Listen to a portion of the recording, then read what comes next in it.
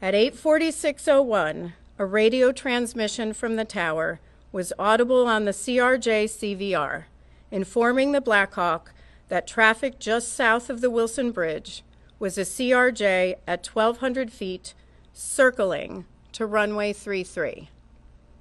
CVR data from the Blackhawk indicated that the portion of the transmission stating the CRJ was circling may not have been received by the Blackhawk crew. We hear the word circling in ATC communications, but we do not hear the word circling on the CVR of the Blackhawk.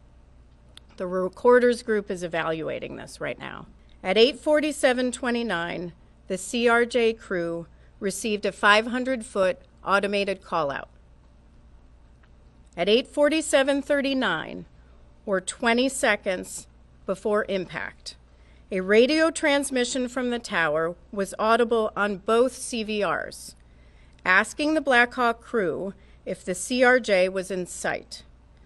Audible in the ATC radio transmission was a conflict alert in the background. 8:47:40, the CRJ crew received an automated traffic advisory on the TCAS system stating traffic, traffic.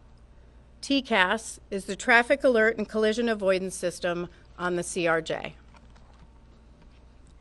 At 8:47:42, or 17 seconds before impact, a radio transmission from the tower was audible on both CVRs, directing the Blackhawk to pass behind the CRJ.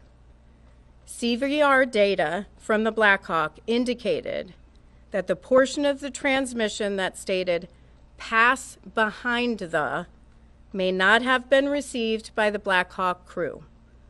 Transmission was stepped on by a 0.8-second mic key from the Blackhawk. The Blackhawk was keying the mic to communicate with ATC.